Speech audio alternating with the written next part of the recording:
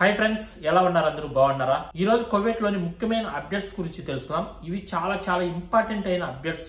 ముఖ్యంగా కువైట్ కి ఎవరైతే డ్రైవర్ పని చేయడానికి వస్తున్నారో, కువైట్ లో ఆల్రెడీగా డ్రైవర్స్ ఎవరైతే ఉన్నారో వాళ్ళందరికీ చాలా ఉపయోగపడే అప్డేట్స్ ఈ రోజు చేసే వీడియోలో. రాను కువైట్ లో ట్రాఫిక్ రూల్స్ అనేవి చాలా చేంజ్ అయిపోతున్నాయి. రోజుకు కొత్త చట్టాలు అనేవి తీసుకొస్తుంది కువైట్ గవర్నమెంట్. కువైట్ లో డ్రైవర్లు చాలా జాగ్రత్తగా డ్రైవింగ్ చేసుకోవాలి. ఇంకా ఫస్ట్ అప్డేట్ వచ్చి, మోటార్ వాహనం లైసెన్స్ పొందాలంటే లేదా రిన్యూవల్ చేసుకోవాలంటే చెల్లుబాటు అయ్యే బీమా అందుబాటులో ఉండాలి. అంటే మన బండి పేపర్లు టైం అయిపోతే పేపర్లు మళ్ళీ రిన్యూవల్ చేసుకోవాలన్నా, లేదా బండి ఆర్సీ కొత్తగా పొందాలన్నా గానీ ముందుగానే మన కారుకు ఇన్సూరెన్స్ అనేది కంపల్సరీగా చేసుకొని ఉండాలి. మీది బైక్ కావచ్చు, కార్ కావచ్చు, లారీ కావచ్చు, బస్సు కావచ్చు, ఏదైనా సరే ఇన్సూరెన్స్ అనేది క్లెయిమ్ చేసుకొని ఉండాలి. మనం ఇన్సూరెన్స్ యాక్టివ్ గా ఉంటేనే మనకు బండి ఆర్సీ రిన్యూవల్ అవుతుంది. దప్తర్ అనేది రిన్యూవల్ చేసుకోవచ్చు, లేదంటే కొత్తదైనా పొందే అవకాశం అయితే ఉంటుంది. ఇంకా రెండో పాయింట్ వచ్చి, ప్రతి వెహికల్ డ్రైవింగ్ చేసేటప్పుడు తప్పనిసరిగా 2 నెంబర్ ప్లేట్లు ప్రదర్శించాలి.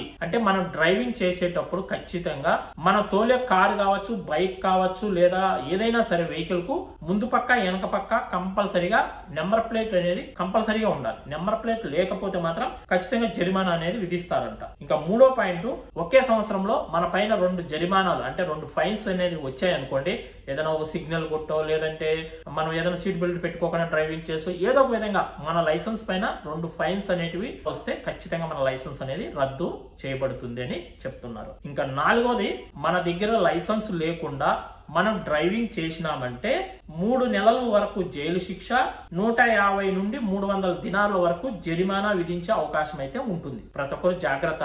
చాలా మంది లైసెన్స్ రిన్యూవల్ చేసుకోకుండా లైసెన్స్ టైం అయిపోయినా అలాగే డ్రైవింగ్ చేస్తూ ఉంటారు. రేపు చేసుకుందాంలే రిన్యూవల్, మన్నాడు చేసుకుందాంలే డ్రైవింగ్ చేసుకుంటూ ఉంటారు.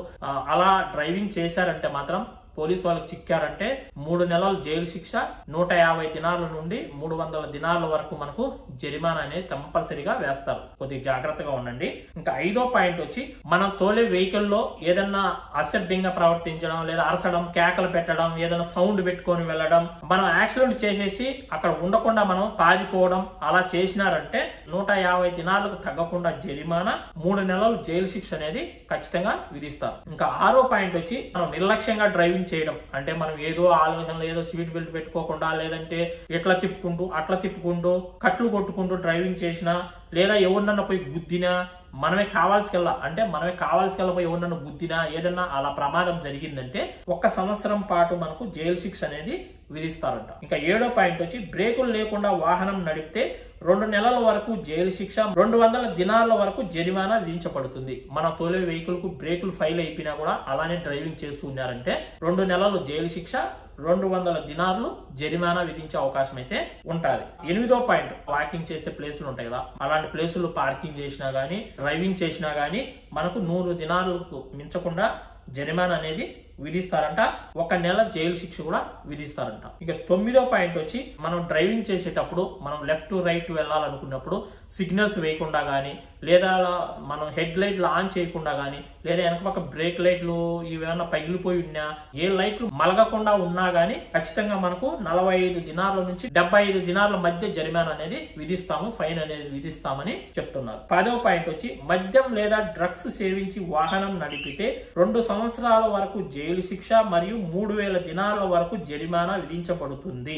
మనం డ్రగ్స్ గానీ లేదా మద్యం తాగి గానీ డ్రైవింగ్ చేశామంటే 2 సంవత్సరాలు జైలు శిక్ష మరియు 3000 దినార్ల వరకు ఫైన్ విధించే అవకాశం అయితే ఉంటుందంట. కొద్దిగా జాగ్రత్తగా ఉండండి డ్రైవింగ్ చేసేటప్పుడు.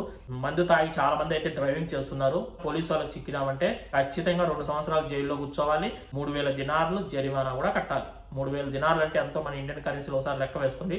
ఒక దినార్ వచ్చి 280 రూపాయలు ఉంది. ఇప్పుడు ఎంత అవుతుందో ఒకసారి మీరే లెక్క వేసుకోండి. ఇవి ఫ్రెండ్స్ ముఖ్యమైన పాయింట్లు. ఇంకా పోను కూడా ఇంకా కఠినంగా ఉంటాయి ఫైన్స్ అనేటివి, చట్టాలు అనేటివి. కొద్దిగా జాగ్రత్తగా మనం డ్రైవింగ్ చేసుకుంటే చాలా మంచిది. ఇంకా రెండో అప్డేట్ వచ్చి, జనవరి 11వ తేదీ నుంచి 17వ తేదీ మధ్య 48,104 ట్రాఫిక్ ఉల్లంఘనలు జారీ చేసిందంట కువైట్ గవర్నమెంట్. అందులో 50 మంది నిర్లక్ష్యంగా డ్రైవింగ్ చేసే వాళ్ళను అరెస్ట్ చేసింది.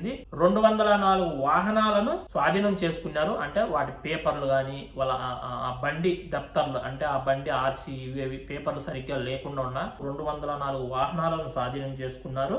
అలాగే వివిధ కేసుల్లో ఉన్న 27 మంది యువకులను కూడా అరెస్ట్ చేయడం అయితే జరిగింది.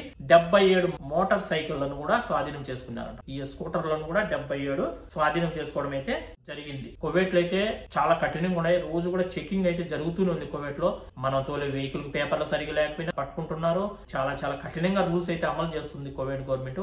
పోను మనం కువైట్ లో బతకడం కూడా చాలా కష్టమేమో. ఇంకా లాస్ట్ అండ్ ఫైనల్ అప్డేట్ వచ్చి 4వ రింగ్ రోడ్ లో మద్యం తాగి వాహనం నడుపుతున్న 45 ఏళ్ల వ్యక్తిని అరెస్ట్ చేయడం అయితే జరిగిందంట. మద్యం తాగి డ్రైవింగ్ చేస్తున్న వ్యక్తిని అరెస్ట్ చేయడం అయితే జరిగింది. ఆ కార్ లో మళ్ళీ మద్యం బాటలు కూడా ఉండిందంట ఒకటి. దాంట్లో వాటర్ కలిపి పెట్టినారంట, కూల్ డ్రింక్ వాటర్ కలిపి పెట్టినారంట. ఆ బాటలను కూడా స్వాధీనం చేసుకుని అతన్ని అయితే పోలీస్ స్టేషన్ కి అయితే తరలించారు. ఇంకొక విషయం ఏమిటంటే ఇది ఇంకా విచిత్రము, మద్యం మత్తులో వాళ్ళ ఇంట్లోకి పోవాల్సిన వ్యక్తి వేరే వాళ్ళ ఇంట్లోకి తూడినాడంట. ఇది బాగుంది కదా విచిత్రము. మద్యం మత్తులో అర్థం కాకుండా వాళ్ళ ఇంట్లోకి వెళ్లాల్సిన వ్యక్తి వేరే వాళ్ళ ఇంట్లోకి వెళ్ళిపోయాడంట. ఎలా ఉన్నదో చూడండి సిచ్యువేషన్. కువైట్ లో కూడా డ్రగ్స్ మద్యం ఎక్కువ అయిపోతుంది. మత్తులో అర్థం కాక వాళ్ళ ఇంట్లోకి వెళ్లకుండా వేరే వాళ్ళ ఇంట్లోకి దూరడం అయితే జరిగింది. ఆ వ్యక్తి అతన్ని కూడా అరెస్ట్ చేసి జైలుకి అయితే పంపించడం అయితే జరిగింది. ఓకేనా ఫ్రెండ్స్, ఇవి కువైట్ లో ముఖ్యమైన అప్డేట్స్. మళ్ళీ రేపటి వీడియోలో మళ్ళీ కలుసుకుందాం. ఇంకా ఎవరైనా వీడియోని లైక్ చేయకుంటే లైక్ చేయండి. ఇలాంటి వీడియోస్ కోసం మన ఛానల్ ని సబ్స్క్రైబ్ చేసుకోండి. అందరికి బై ఫ్రెండ్స్, జై హింద్.